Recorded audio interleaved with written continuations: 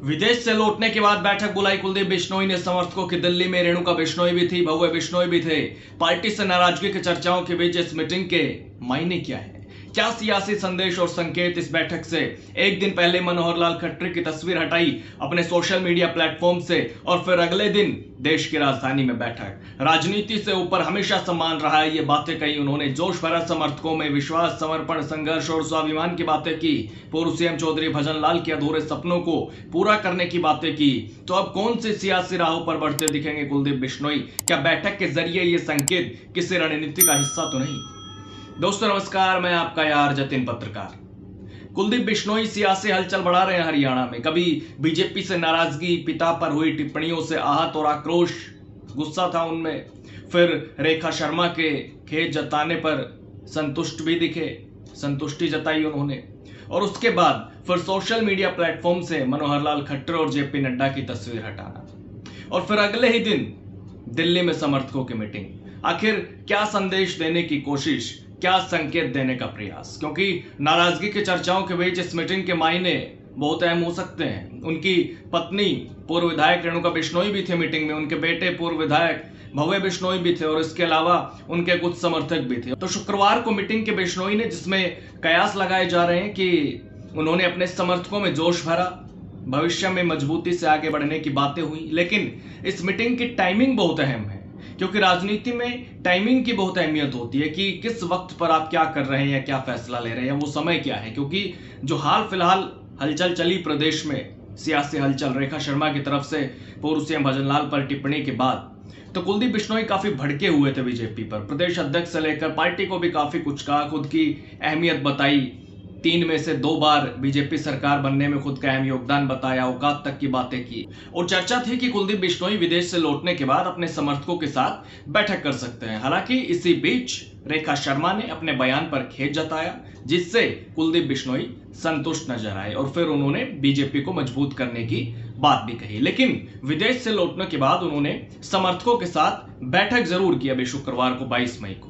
यानी ऐसी टाइमिंग पर बैठक के सियासी मायने भी निकाले जाने लगते हैं। और हरियाणा की राजनीति में कुलदीप बिश्नोई ने पिछले 2 दिनों में जिस तरह से संकेत दिए हैं, उसने चर्चाओं को तेज कर दिया है। पहले सोशल मीडिया प्लेटफॉर्म की कवर फोटो से मनोहर लाल खट्टर और जेपी नड्डा की तस्वीर हटाना, और फिर दिल्ली में बैठक, और उसमें दिया गया संदेश। क्योंकि कुलदीप बिश्नोई ने कहा कि मेरे लिए रिश्ते, सम्मान और साथियों का विश्वास हमेशा राजनीति से ऊपर रहा है। तो उनके शब्द गौर करने वाले हैं, क्योंकि पूर्व सीएम भजनलाल पर टिप्पणी को लेकर वो सम्मान की लड़ाई की बात कर रहे थे। तो बिश्नोई ने आगे कहा कि नेताओं, कार्यकर्ताओं और जनता का प्रेम, उनका समर्पण और उनका साथ ही मेरी सबसे बड़ी ताकत है। आप सभी का ये स्नेह मुझे हर परिस्थिति में जनसेवा, संघर्ष और स्वाभिमान की राह पर और अधिक मजबूती से आगे बढ़ने की प्रेरणा देता है। हम सब मिलकर युग पुरुष चौधरी भजनलाल जी के अधूरे सपनों को पूरा करने, हर कार्यकर्ता के सम्मान की रक्षा करने और जनता की आवाज को और मजबूती से बुलंद करने का संकल्प लेकर आगे बढ़ेंगे। स्वाभिमान हमारा संकल्प है और जनता का विश्वास हमारी सबसे बड़ी ताकत। उन्होंने समर्थकों के लिए कहा, आप सभी के चेहरे पर वही पुराना अपनापन, वही अटूट विश्वास और वही स्वाभिमान के लिए समर्पण देखकर मन अत्यंत भावुक हो उठा।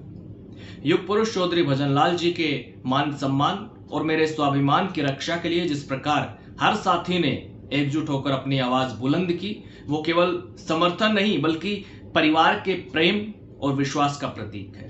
कठिन समय में जिस मजबूती, निष्ठा और भावनात्मक जुड़ाव के साथ आप सभी मेरे साथ खड़े रहे, उसने मुझे भीतर तक भावुक भी किया और नई ऊर्जा, शक्ति एवं आत्मविश्वास से भी भर दिया।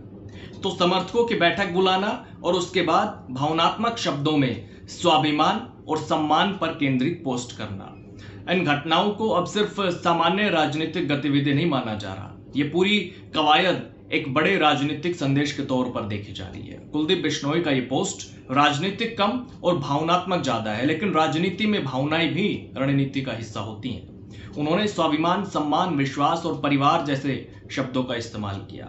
ये सामान्य धन्यवाद संदेश नहीं बल्कि समर्थकों को एकजुट रखने और अपनी राजनीतिक ताकत दिखाने का प्रयास दिखाई देता है। दरअसल कुलदीप बिश्नोई की राजनीति हमेशा व्यक्तिगत जनाधार और विरासत के इर्द गिर्द रही है।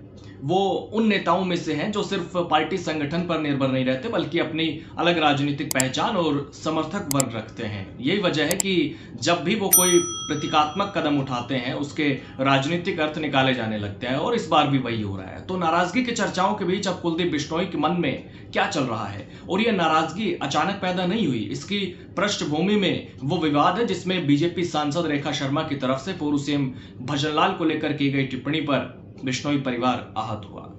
कुलदीप बिश्नोई ने खुलकर अपनी नाराजगी जताई थी, बगावती तेवर भी दिखाए थे। तो अब क्या कुलदीप बिश्नोई शक्ति प्रदर्शन कर सकते हैं? क्योंकि काफी समय से चर्चा रही है कि बिश्नोई कोई बड़ी रैली करेंगे, लेकिन अभी तक ऐसा हुआ नहीं है। वो खुद भी कहते रहे कि बहुत जल्द हरियाणा में एक विशाल रैली की जाएगी।